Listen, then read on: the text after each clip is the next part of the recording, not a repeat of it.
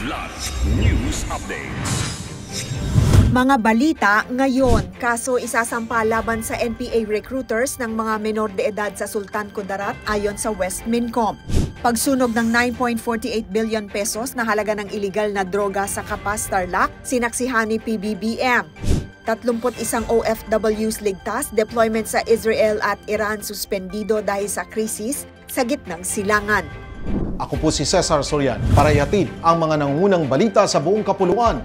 Ngayon, inatasan ni Western Mindanao Command o Westmincom Commander Lieutenant General Antonio Nafarrete ang Joint Task Force Central na magsampa ng kaso laban sa mga nasa likod ng pagre-recruit ng mga menor de edad sa hanay ng New People's Army o NPA. Ito ay kasunod ng pagkakaaresto sa dalawang sugatang child combatants na sina alias Digbay, 16 years old at Mario, 17 years old sa Sitio Muwagan, Barangay Datu Ito Andong, Calamansig, Sultan Kudarat noong June 21. Inabandona sa engkwentro ng kanilang mga kasamahan noong June 19, agad silang ginamot sa Calamansig RHU at inilipat sa Camp Siongco Station Hospital. Narecover din ang isang M16 rifle at 3 magazine. Mariing kinondena ni Nafarrete ang paglabag sa international humanitarian law at pananamantala sa kabataan, partikular sa mga katutubo. Nanawagan siya sa mga komunidad na mag-report ng anumang aktibidad na may kinalaman sa child recruitment.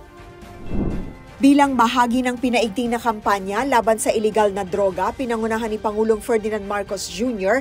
ang pagsunog ng 1,530.647 kilos ng iligal na droga na nagkakahalaga ng 9.48 billion pesos sa Clean Leaf International Corporation, Barangay Kutkut, Capas, Tarlac, ngayong June 25, 2025. Kasama ang mga opisyal mula sa DILG, PIDEA, DDB, DOJ at PCG, sinaksihan ng Pangulo ang confirmatory testing ng mga random na sample ng shabu, marijuana, cocaine at ecstasy bago ito ipinasok sa incinerator. Matapos ang briefing ni PIDEA Director General Isagani Nerez at DDB Chairman Oscar Valenzuela, personal na pinaandar ni PBBM ang Rector Dial upang simulan ang proseso ng pagsira sa mga nakumpiskang droga. Aabutin ng 24 oras ang buong proseso kabilang ang incineration at cooling stages.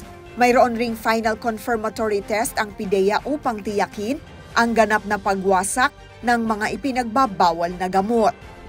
Nakabalik na ng bansa ng ligtas at nasa maayos na kalagayan ang 31 repatriated overseas Filipino workers o OFWs mula Israel, Jordan, Palestine at Qatar matapos maantala ang kanilang biyahe dahil sa pansamantalang pagsasara ng Qatari airspace, ayon sa Department of Migrant Workers o DMW kahapon June 24. Kasabay nito, inanunsyo ni Migrant Workers Secretary Hans Leo Kakdak ang total deployment ban sa Israel at Iran, bunsod ng itinaas na Alert Level 3, kasunod ng tumitinding tensyon sa pagitan ng Israel at Iran. Ayon kay Kakdak, patuloy ang pagbibigay ng pamahalaan ng ayuda tulad ng shelter, financial aid at repatriation assistance. Mahigit 375 OFWs na ang nabigyan ng tulong, 253 ang humiling ng repatriation, 50 rito ang kumpirmado. Sa Israel naman, 127 OFWs ang nawala ng tahanan, 118 sa kanila ang nailipat na sa pansamantalang tirahan. Inihahanda rin ang planong evacuation sa pamamagitan ng dagat kung isasara ang ligtas na daan sa Jordan. Para sa Kidlat News Channel, ako si Rosalyn Sinchonco, nag-uulat. ako po si Cesar Soriano, kasama nyo sa bawat pagputo ng balita.